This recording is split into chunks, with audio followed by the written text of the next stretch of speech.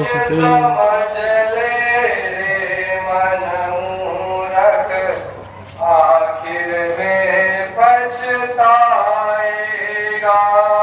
धन संपत्ति माल खजाना यहीं पड़ा रह जाएगा। सोच समझ ले मन मूरख, आखिर में पछताएगा। भाई बंधु मित्र प्यारे मरघट तक संग जाएंगे। भाई बंधु मित्र प्यारे मरघट तक संग जाएंगे। स्वार्थ के दो आंसू देकर लौट लौट घर आएंगे। स्वार्थ के दो आंसू देकर लौट लौट घर आएंगे। कोई न तेरा साथी होगा, काल तुझे ही खाएगा।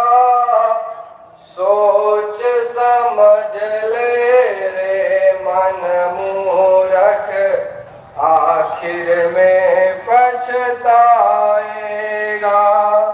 कोई न तेरा साथी होगा, काल तुझे ही खाएगा। सोच समझ ले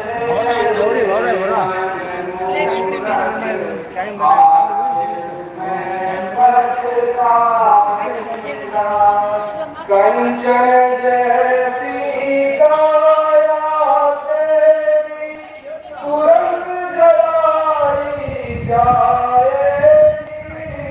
कंचन जैसी काया तेरी तुरंत जलाई जाएगी। जिस नारी से नेह धरू, वो भी एक डर जाएगी। जिस नारी से नेह धरू, वो भी एक डर जाएगी। एक मास तक याद रखेगी, फिर तू याद न आएगा। सोच समझ ले रे मन मूरख, आखिर में पछताएगा। एक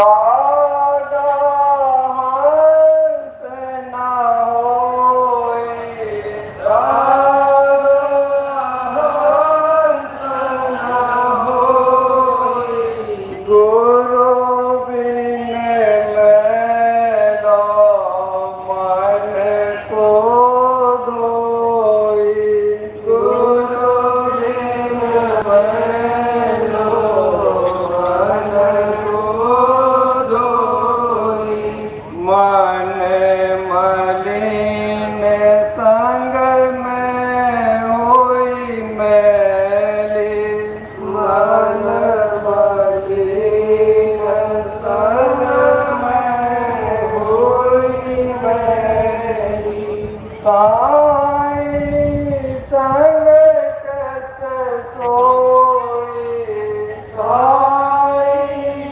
संग कस सोई, गुरु बिन मैलो मन को रोई, गुरु बिन मैलो मन को रोई, यही ते आज चलो मन मेरे, यही ते आज चलो मन मेरे, जहाँ सत्संग गुरु होई, जहाँ सत्संग गुरु होई, गुरु बिन मैलो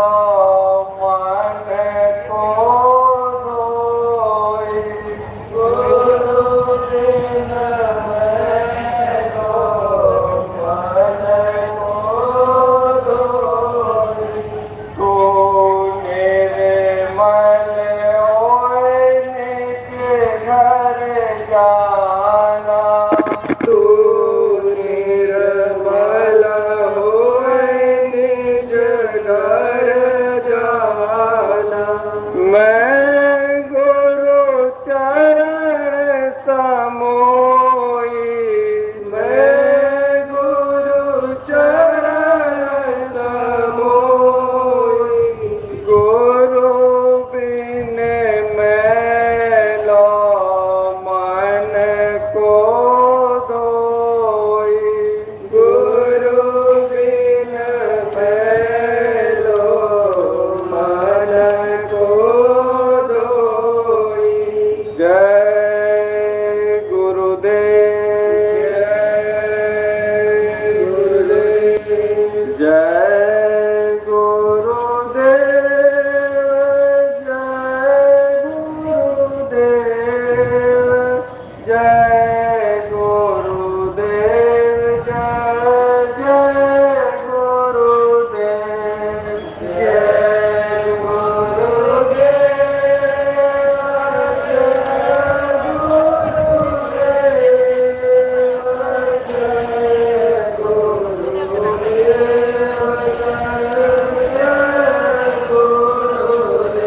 जय गुरुदेव,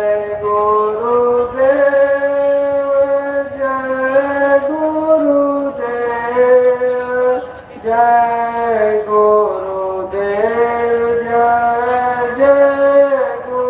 गुरुदेव,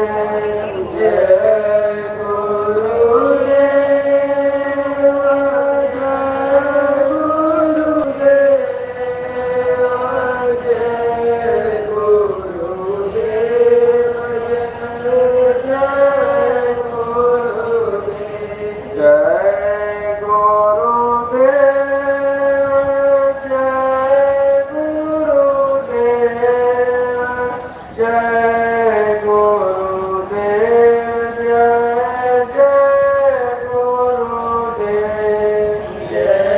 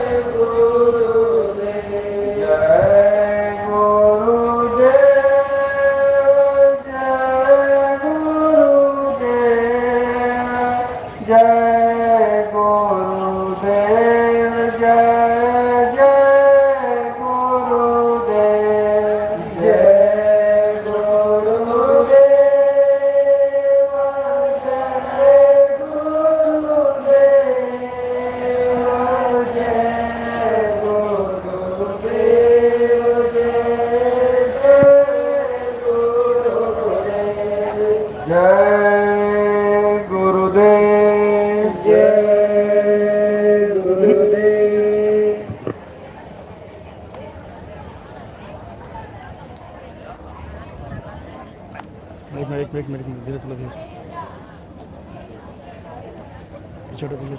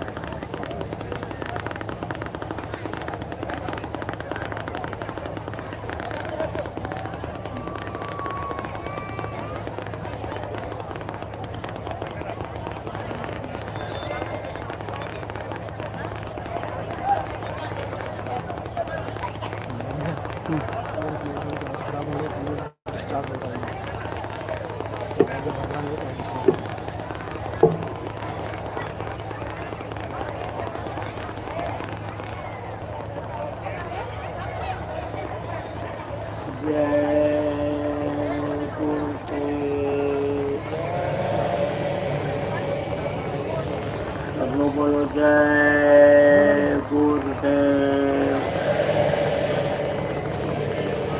जय गुरुदेव,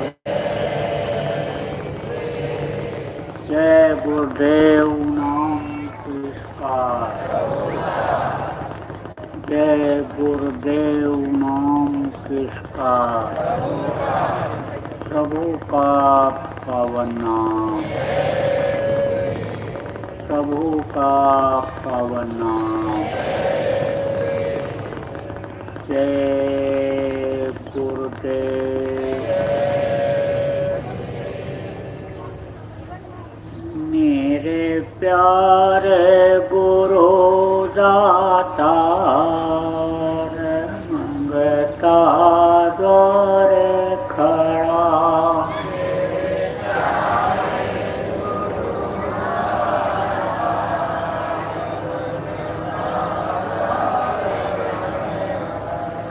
मैं रहा पुकार पुकार, कर देखो जरा,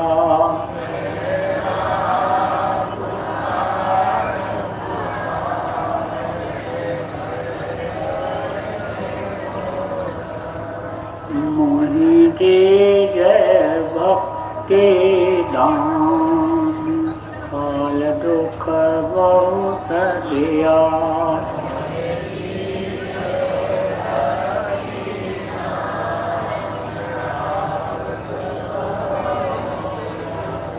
मेरी तड़प उठी अमाय, दरस को तरस रहा,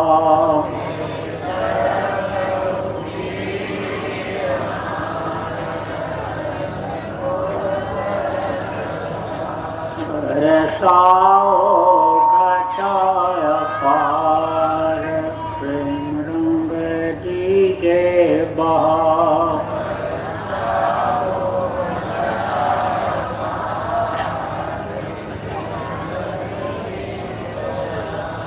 सुरति भी गए अमीर धार, तन मन मोहे हरा,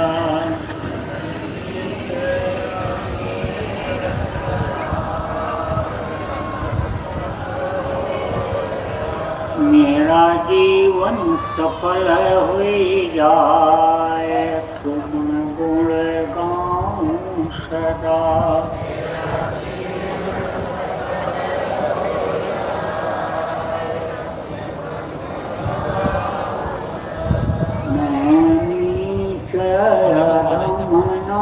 रमनाकार तुम्हारे द्वारे पड़ा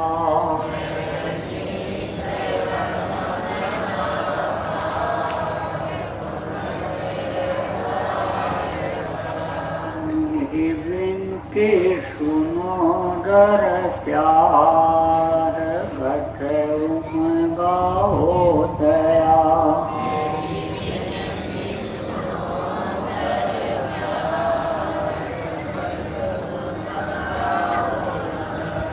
स्वामी जी पिता मार जल्दी पार किया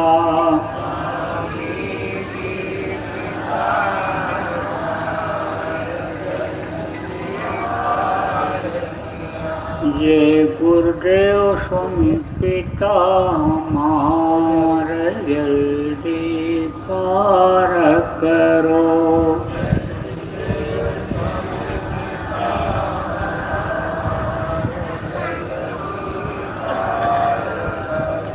मेरे प्यारे गुरु दाता द्वारे खड़ा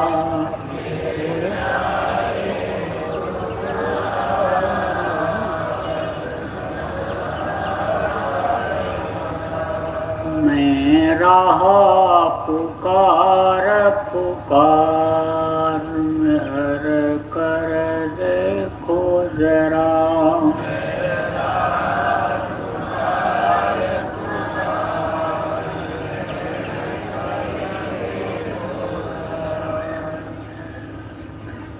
जय गुरुदेव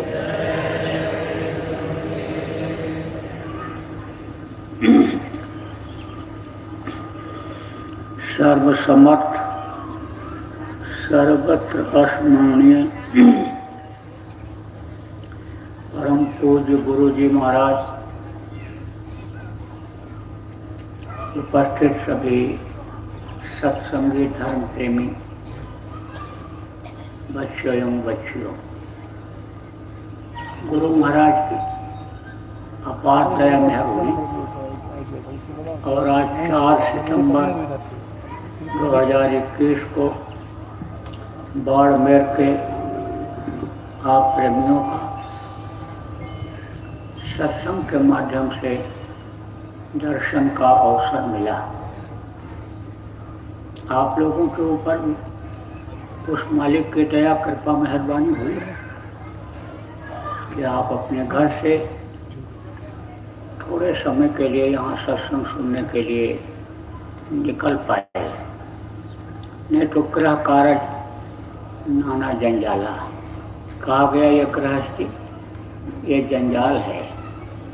इसमें जब आदमी फंस जाता है तो निकल पाना बड़ा मुश्किल होता है। कहते ये है सर आवत आज कठिनाई। अच्छे काम के लिए निकलने में बहुत बाधा आती है और जो लोग गृहस्थी को पकड़ लेते हैं वो पूरी तरह से फंस जाते हैं। कैसे? यह भी आपको बता दूं, तोता पकड़ने वाले क्या करते हैं, जहाँ पर तोते रहते हैं वहीं पर एक चरखी बांध देते हैं। पेड़ के ऊपर जहाँ फल लगा हुआ रहता है तो तोता देखता है कि बढ़िया पका हुआ फल लगा है, चल करके खा लिया जाए, तो जाता है और चरखी के ऊपर हाथ रख करके पैर रख करके तोता वो फल खाने की कोशिश करता है, क्योंकि बैठेगा नहीं तो कैसे लट के खा पाएगा। तो सहारा जब लेता है, चरखी पर पैर रखता है तो चरखी ऐसे घूम जाती है और जब घूमने लगती है तो वो ऐसे ही पैर से चरखी को पकड़ लेता है। तो कहता हम तो फंस गए। चरखी ने हमको पकड़ लिया। और पकड़े कौन रहता है? पकड़े रहता है तोता। और कहता है कि चरखी ने पकड़ लिया, भ्रम में पड़ जाता है। तो आदमी सोचता मैं नहीं करूँगा, मैं नहीं रहूँगा, तो ये गृहस्थी कैसे चलेगी, सब बिखर जाएगी, बिगड़ जाएगी। ये सब व्यवस्था मेरे रहने से ही चलती है। उस मालिक को बोल गए जो पैदा होने के पहले माँ के स्तन में दूध भर देता है, परवरिश तो वो करता है, खाता खिलाता तो वो है, सबका सृजनहार वही है, सबको जन्म वही देता है, सबके अंदर मालिक की अंश जीवात्मा है। लेकिन जो उसको भूल जाते हैं और रास्ते को पकड़ लेते हैं वो फंस जाते हैं। और जो गृहस्थी में रहते हैं लेकिन फंसते नहीं हैं, उनका आना जाना अच्छी जगहों पर भी हो जाता है। अब गृहस्थी में कैसे फंसते हैं और कैसे रहते हैं ये भी बता दें। देखो प्रेमियों, ये जब शरीर है तो इसके खाने का भी इंतजाम करना है, रहने का भी करना है, गर्मी ठंडी से बचने के लिए घर भी बनाना है, कपड़ा भी बनवाना है। आप ये समझो कि जो बाल बच्चे स्त्री हों, बच्चे हों या बच्चों के पिता हों, किसी के पति हों, तो इनसे एक दूसरे का रिश्ता होता है। रिश्ता क्यों होता है? कर्मों को काटने का रिश्ता होता है। पहले जन्मों का जो देना है कर्मों का वो इसमें अदा होता है, तो ये जरूरी होता है। अगर गृहस्थी को छोड़ करके कोई सन्यासी हो जाएगा, जंगल में जाएगा, तो खाने की ज़रूरत पड़ेगी, कपड़े की ज़रूरत पड़ेगी। और जब कपड़ा पहनेगा, आराम से रहना पसंद करेगा कि बढ़िया कुटी बना करके रहें। बरसात से बचने के लिए तो बनाना ही पड़ता है, खुद न बना पावे दूसरे लोग बना देते हैं। कि हमारे गांव के बाहर सन्यासी पड़ा हुआ है तो उसका वतन बना दिया जाए। अब जब अन्न खाएगा तो बदन के अंदर जाएगा तो गर्मी आएगी बदन में, तो फिर जो गृहस्थ आश्रम में चीज़ों की ज़रूरत पड़ती है उसको पड़ेगी। तो जब उसके पास नहीं रहेगा तो क्या करेगा? जाएगा, उसकी कोशिश करेगा, या तो मन को ही दौड़ाएगा। और मन जब बढ़ेगा, मन भगेगा, तो मन तो एक ही है, जहाँ जाएगा वही याद रहेगा। तो प्रभु को याद कैसे कर पाएगा? भगवान का भजन पूजन कैसे कर पाएगा? इसलिए गृहस्थ आश्रम को इस समय पर श्रेष्ठ बताया गया। सबसे उत्तम, सबसे अच्छा गृहस्थी बताई गई। घर गृहस्थी बहुत अच्छी है, लेकिन जब इसमें आदमी फंसा ही नहीं। देखो प्रेमी, एक कटोरे में आप शहद रख दो, एक मक्खी आती है कटोरे के ऊपर बैठ करके और शहद को खा करके उड़ करके चली जाती है। दूसरी मक्खी आती है, कटोरे में कूद पड़ती है, पेट भर के शहद खाती है, लेकिन उसके पंख फंस जाते हैं, निकल नहीं पाती, बस उसी में फंस करके जिंदा तो रहती है लेकिन निकल नहीं पाती। और इस कदर निकलने की जब कोशिश करती है तो फंसती चली जाती है कि उसी में उसका जीवन खत्म हो जाता है। आप लोग यहाँ राजस्थान में रहते हो, आपने देखा होगा कोई गाड़ी जब फंस जाती है, ट्रैक्टर फंस जाता है, तो धीरे धीरे निकालने की कोशिश में ही वो गहराई में चला जाता है, जल्दी निकल नहीं पाता। फिर उसके लिए दूसरा ट्रैक्टर लाते हो, उसमें टोचन करते हो, जोड़ते हो, तब निकालते हो। तो देखो, गृहस्थ आश्रम बहुत अच्छा आश्रम है। और मनुष्य शरीर इतना बढ़िया शरीर कोई शरीर ही नहीं है, क्योंकि इसके लिए देवता 24 घंटा प्रार्थना करते रहते हैं, नर समान नहीं कोनो देही और जीव चराचर जाचत यही। जितने भी चर और अचर के जीव सब इस मनुष्य शरीर को उस प्रभु से मांगते रहते हैं कि थोड़े समय के लिए हमको मनुष्य शरीर मिल जाता तो हम अपना काम बना लेते। अब अपना काम क्या है और पराया काम क्या है, दूसरे का काम क्या है। तो जब से सत्संग मिलना बंद हुआ तब से अपना पराया का ज्ञान लोगों में नहीं रह गया, खत्म हो गया। आप ये समझो प्रेमियों कि कथा भागवत प्रवचन तो होता है, लेकिन न घर में शांति है, न दफ्तर में शांति है, न आने समझो कि दुकान में बिजनेस व्यापार में शांति है। शांति नाम की चीज़ खत्म हो गई। पहले जैसा खाना पीना तो अब नहीं रहा। आप ये समझो पहले मोटी रोटी लोग खाते थे लेकिन तंदुरुस्त रहते थे। अब जब से ये चिकना चोपड़ा मेवा मिष्ठान चला, बीमारियां बढ़ गई। आप देखो पहले के समय में लोगों में यानी समझो कि धार्मिक भावना ज़्यादा थी, सेवा भाव था, सच लोग बोलते थे, कहते थे कि प्राण जाए बरु वचन न जाए, प्राण निकल जाए लेकिन जवान दे दिया तो जिंदगी भर निभाएंगे। हिंसा हत्या नहीं करते थे, जीवों पर दया करते थे। आप ये समझो कि जैसे गाड़ी का ड्राइवर होता है, अपनी तरफ से एक चींटी को भी मरने नहीं देना चाहता है, पक्षी को भी बचाता है, सबको बचाने की कोशिश करता है। और बहुत से लोग देखो ऐसे हैं कि दूसरे को बचाने में ही लड़ जाते हैं। पेड़ से टकरा गए, डिवाइडर से टकरा गए, पत्थर से टकरा गए, उनको नुकसान हो जाता है। लेकिन ये ड्राइवर की जिम्मेदारी होती है, सिद्धांत होता है, वो ये सोच लेता है कि हम बचाएंगे तो हमको भी लोग बचाएंगे। अभी वो कहे हम इनको मार देंगे तो उसको भी तो डर रहेगा। कमजोर को मार दिया उसने, अब कोई जबरदस्त आ रहा है, बड़ी गाड़ी वाला आ रहा है तो उसको भी वो मार देगा। इसलिए ऐसे लोगों के मन में भावना रहती है ड्राइवरों के। इसी तरह से सबके अंदर भावना थी, सबकी सोच उस समय पर, पहले के समय में ऐसी थी कि जीवों पर दया करो, किसी को कोई नुकसान न हो।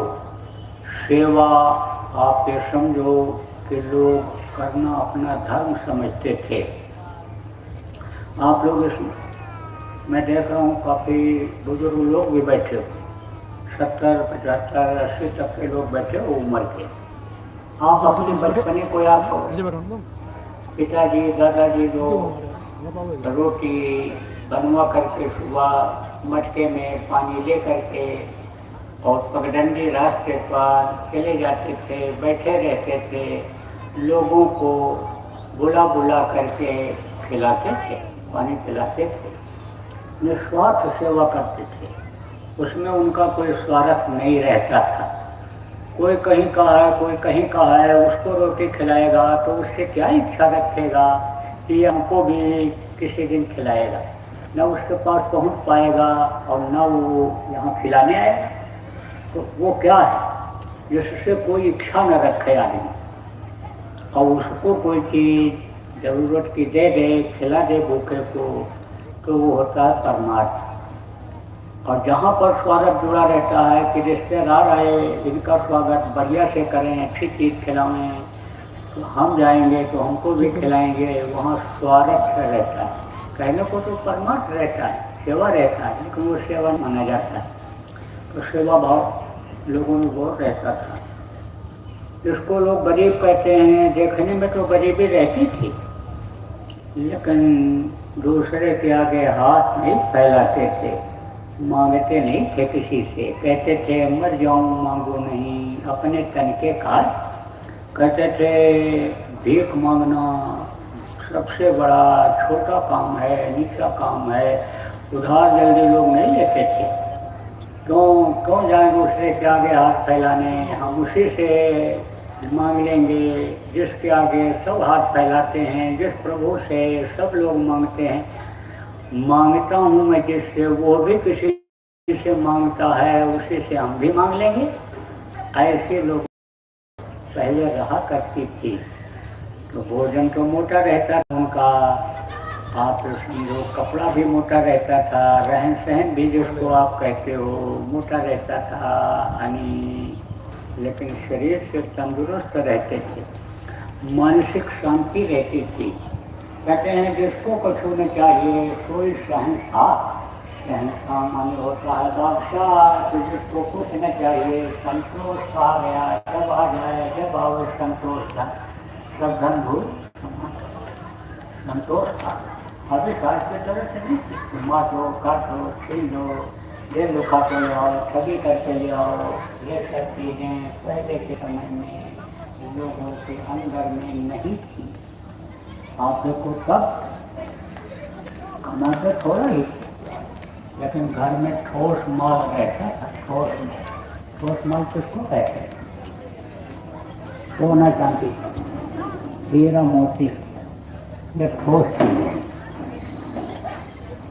तो आप देखो कि गरीब घर की औरतों के शरीर पर कम से कम एक पाव सोना, एक किलो चांदी का गहना जेवर हुआ करता था। लेकिन अब तो गाड़ियां दरवाजे पर खड़ी हो गई, बढ़िया मकान बिल्डिंग बन गया, लोग प्रणाम सलाम उसी को देख करके करते हैं।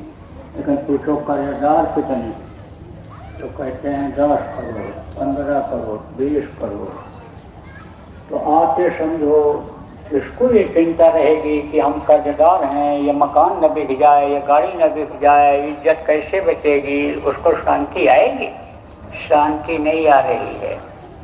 और आप देखो जब दिल दुखा करके लाते हैं, किसी को सता के लाते हैं, तो वो आफत किसके ऊपर आती है? जो उसको खाता। बच्चे खाते हैं और खाते हैं, तो बच्चा बीमार है तो कहीं और बीमार है। ये चीजें देखो साथ में छोड़ रही। और आदमी जब ये सोचता है कि भाई हम दूसरों के लिए भी कुछ करें, परोपकार करता है, तब आप समझो कि दिमाग बुद्धि सही रहती। और फिर जो काम करता है अपने शरीर के लिए ही नहीं करता है, कुछ शरीर छूटने के बाद जहाँ ये जीवात्मा जाएगी वहाँ के लिए काम करता है। नहीं तो खाओ, बच्चा पैदा करो, दुनिया संसार से चले जाओ। बहुत से देशों में तो यही लोगों ने सोच लिया है। मैं तो कई देशों में गया, 15-16 देशों में तो जाके नामदान किया, लेकिन कुछ देशों में तो मैंने ये देखा कि वो धर्म कर्म कुछ जानते ही। बहुत से लोग कोई देवी देवता भगवान को कुछ नहीं जानते। जैसे ये जानवर हैं, देवी देवता भगवान को कुछ जानते हैं, नहीं तो आप भगवान मानते हो, पत्थर की मूर्ति या फोटो उनके सामने रख दो, बैठ के रौन देंगे, चट्टी पेशाब कर देंगे, उनको क्या पता कि को लोग भगवान मानते हैं। हालत दूसरे देशों में कहीं कहीं पर हो गई, आप भाई भारत देश, लेकिन देखो भारत देश में बहुत से धर्म हो गए। 4 धर्म आ गए। सबसे पहले दुनिया बनी है, संसार बना है, तब एक धर्म था, एक धर्म, एक व्रत में मान, एक धर्म था, एक प्रथा, एक नियम था, सब एक भाषा थी संस्कृत, और एक धर्म था। कौन धर्म? सत्य धर्म, अहिंसा धर्म, सेवा धर्म, परोपकार, ये उसके 4 अंग हैं। एक ही था। और एक वेद था, संविधान जिसको कहते हैं, उसी के आधार पर सब लोग चलते थे। लेकिन अब तो तमाम धर्म हो गए, धर्म की शाखाएं हो गई तमाम। अब कहते हैं मुंडे मुंडे मत भिन्ना। आप ये समझो कि पहले एक जगह पर लोग रहते थे, एक हिसाब से चलते थे, गृहस्थ में एक नियम चलता था। अब तो बहुत से नियम बन गए। कोई कहीं जा रहा है, कोई कहीं जा रहा है, कोई कह रहा है भाई ये हमारे गुरु हैं, ये कह रहे हैं शाकाहारी रहो, वो कहता है हम गुरु से मंत्र नहीं लेंगे, दीक्षा नहीं लेंगे, हम ऐसे लेंगे कि जो कोई रोक टोक न करे, कहे सब कुछ खाओ पियो कुछ भी करो, लेकिन भगवान का नाम ले लो, हम उसको पसंद करेंगे। तो एक ही घर में कई तरह के लोग हो जाते हैं। अब आप ये देखो तो अशांति क्यों नहीं रहेगी। कोई किसी को भी मान करके पूजा पाठ करता है तो कुछ न कुछ फल उसको मिलता है। नहीं कुछ अगर उसमें है, पत्थर ही है, वो कागज के टुकड़े ही हैं, पेड़ ही है, ऐसे ही नदी तालाब का पानी है, गंगा मान करके स्नान करता है तो अन्य समझो कुछ न कुछ फायदा लाभ होता है। कम से कम तालाब में ही नहाया तो मैल तो छूट गई, पसीने की बदबू तो खत्म हो गई, तो कुछ न कुछ फायदा होता है।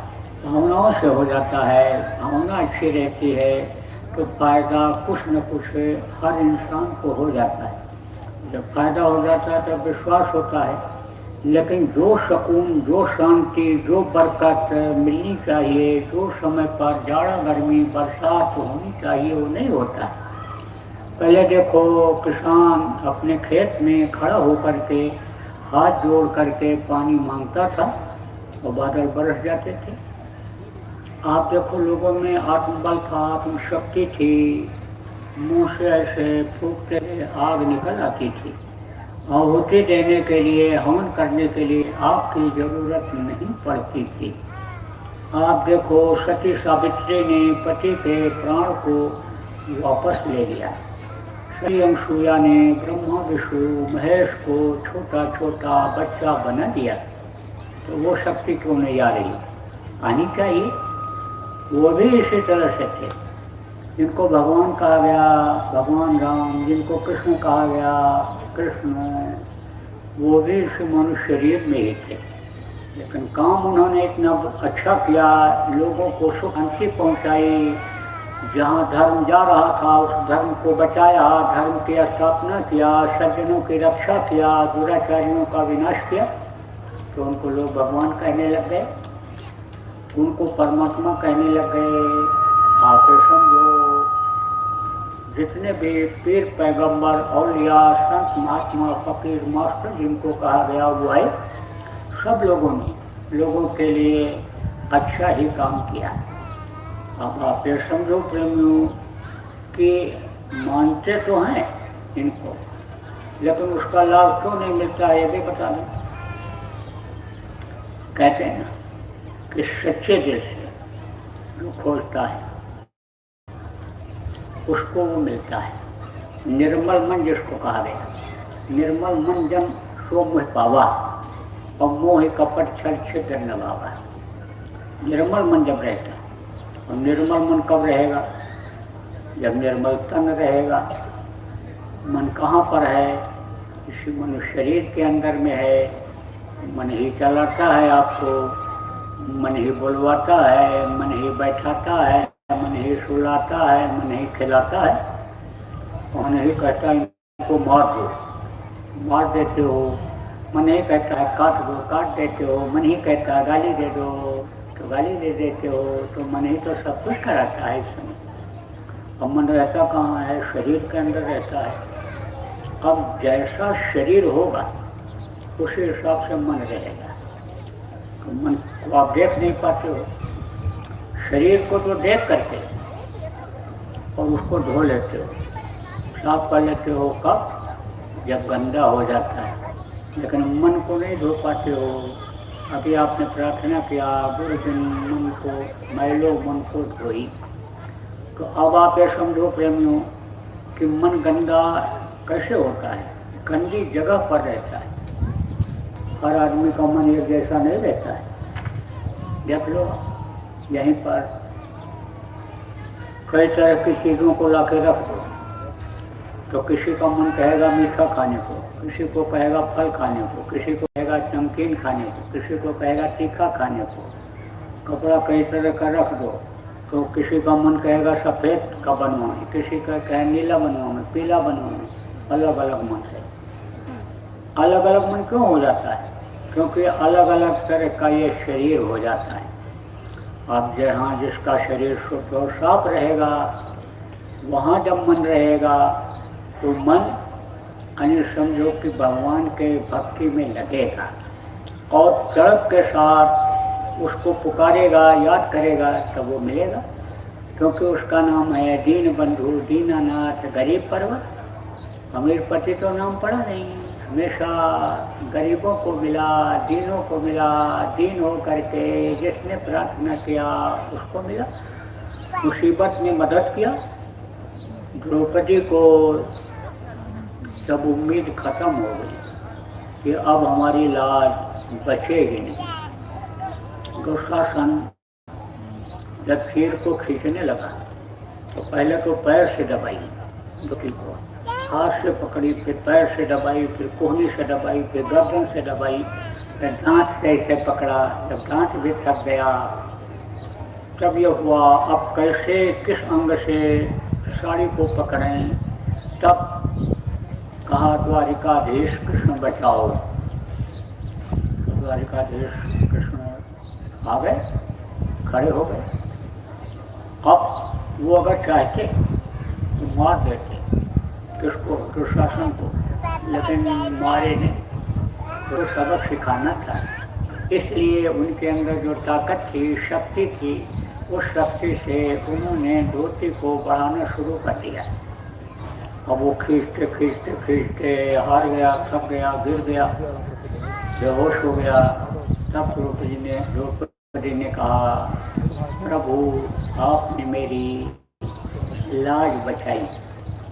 लेकिन देखा, देखो भाव की बात बता रहा हूँ, भाव क्यों नहीं बनता है? आप लोग नामदानी हो, पुराने कुछ लोग इसमें बैठे हो, गुरु महाराज के नामदानी, लेकिन आपका भाव गुरु के प्रति, प्रभु के प्रति अच्छा क्यों नहीं बनता है? आप समझो भाव नहीं बनता है, तब समझो भक्ति नहीं हो पाती है। और भक्ति में आदमी सर्वस्व लुटाने के लिए तैयार हो जाता है, तब आप अपना तन मन उनको नहीं सौंप पाते हो। तो आप ये समझो कि भाव समझो कि उसके इस तरह के रहे, भाव कैसे ठीक किया जाता है कृष्ण ने बताया। तब उसने कृष्ण से पूछा, शंका हो जाए तो समाधान कर लेना चाहिए। देखो, शंका जब हो जाता है तो घर नाश हो जाता है। शंका कैसे हो रहा है ये भी बता दें। कोई औरत किसी पुरुष से भाई मान कर रही है और उसके पति को शंका हो गई, देख लिया कि दूसरे पुरुष से बात कर रही है, तो अंदर अंदर कुढ़ेगा, अंदर अंदर गुस्से में रहेगा, बोलेगा तो कुछ नहीं, क्योंकि सेवा करती है प्रेम से, हृदय से, पति को अपने मानती है, तो बोलेगा तो नहीं। लेकिन हर बात में कमी निकालेगा गुस्से में। ये कच्ची कच्ची रोटी बना दिया, पेट खराब कर देगी। ये सब्जी में मिर्ची भर दिया, दाल में नमक ज़्यादा डाल दिया, हर बात में कमी निकालेगा। सफाई नहीं किया, चटर नहीं धोया, बच्चों का ध्यान नहीं रखती, जानवरों का ध्यान नहीं रखती है, और तरह से गुस्सा करेगा। शंका हो गई। आप समझो प्रेमियों कि कोई पुरुष अगर किसी औरत से बात कर रहा हो, अपनी बहन करके, लेकिन औरत ने धीरे से ऐसे देख लिया, तो बोलेगी तो कुछ नहीं, लेकिन गुस्से में 4-6 बर्तन पटक करके दिन में पिचका डालेगी। नहीं कुछ होगा तो अपना ही बाल नोच डालेगी गुस्से में अंदर अंदर। तो शंका तो, अब गुस्सा क्या है? गुस्सा विनाश का कारण है, विनाश करता है गुस्सा।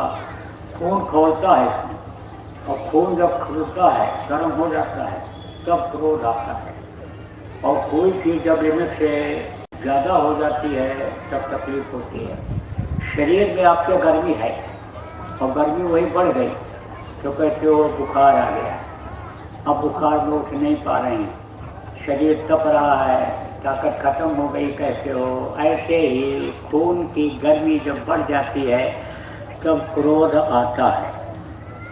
तो अब आप ये समझो कि क्रोध आएगा जब, यानी आप ये समझो पुरुष को और औरत को, तब आप ये समझो क्या होगा, गृहस्थी चौपट हो जाएगी, तलाक के मुकदमे चलेंगे, आदमी घर छोड़ के भगेगा, औरतें जल के मरेंगी, यही सब तो होगा, विनाश का कारण बन जाएगा। इसलिए शंका का समाधान तुरंत कर लेना चाहिए, शंका प्रेमियों नहीं करना चाहिए।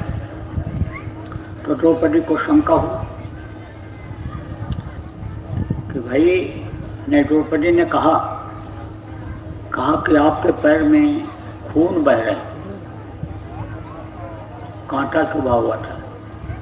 तो द्रौपदी ने तुरंत निकाला कृष्ण के पैर से कांटे को और कहा कि आप जूता नहीं पहने, नंगे पैर चले आए। तब उन्होंने कहा द्रौपदी तूने ही तो कहा था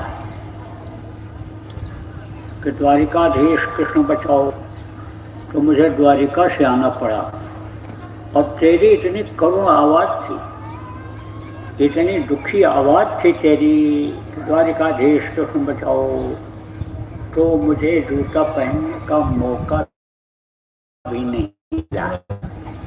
मैं तो तुरंत चल पड़ा, भाग करके मैं आया। तब उसको शंका हुई कि प्रभु आपको तो लोग कहते हैं कि कृष्ण सर्वज्ञ हैं, सर्वव्यापी हैं। अब जो कृष्ण को नहीं समझ पाए कौन थे, वो तो बहुत से लोग मनचले लोग कहते हैं 16,000 रानियाँ थीं। रानियाँ नहीं थी उनकी, वो भक्त थी।